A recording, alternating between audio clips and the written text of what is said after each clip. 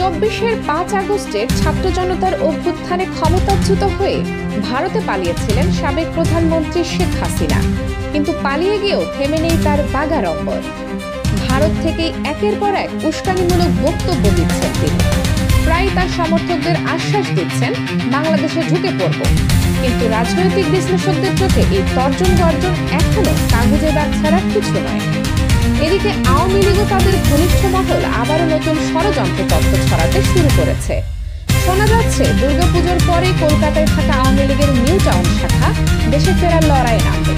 দীর্ঘ ১৫ বছরের গুম, খুন, দমন-পীড়নের ইতিহাস আড়াল করে আবারও শেখ হাসিনাকে প্রাসঙ্গিক করার অপচেষ্টা চলছে। এরই মধ্যে ভারতীয় গোয়েন্দা সংস্থা র এর প্রত্যক্ষ মদদে হাসিনার পক্ষে জনমত তৈরির চেষ্টা চলছে বলে অভিযোগ। দিল্লিতে অনুষ্ঠিত হয়েছে আওয়ামী লীগের গোপন বৈঠক, যেখানে ছিলেন পশ্চিমবঙ্গের রাজনৈতিক নেতা গৌতম রায়। তিনি হাসিনার ত্যাগী জীবন নিয়ে এক আবেগঘন বক্তৃতা দেন। দাবি করেন হাসিনা নাকি দুপুরে ভাত খাওয়ারও সময় পেতেন না, সারাদিন শুধু চার বিস্কুট খেয়ে কাটাতেন।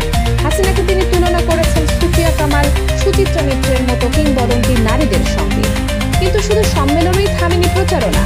অভিযোগ উঠেছে পশ্চিমবঙ্গের একটি ওয়েব পোর্টাল কোটি টাকার বিনিময়ে আওয়ামীপন্থী কন্টেন্ট নিয়মিত প্রচার করছে। এমনকি ফেসবুকের অসংখ্য ইনফ্লুয়েন্সারকে টাকা দিয়ে হাসিনার পক্ষে পোস্ট করানো হচ্ছে। এ নিয়ে বাংলাদেশের রাজনৈতিক অঙ্গনে তীব্র বিতর্ক তৈরি হয়েছে।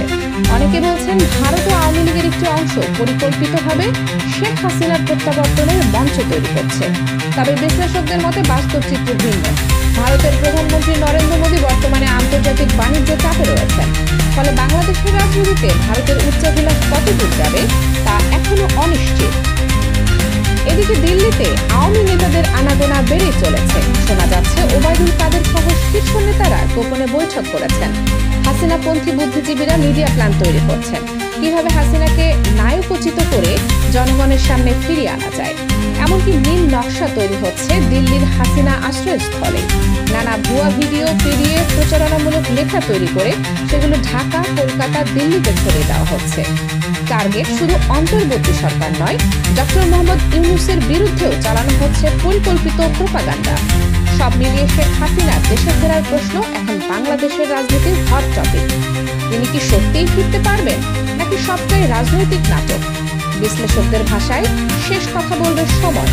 কিন্তু একটা বিষয় স্পষ্ট, শেখ হাসিনা নামটা এখনো বাংলাদেশের রাজনীতিতে ঝড় তুলতে জানে।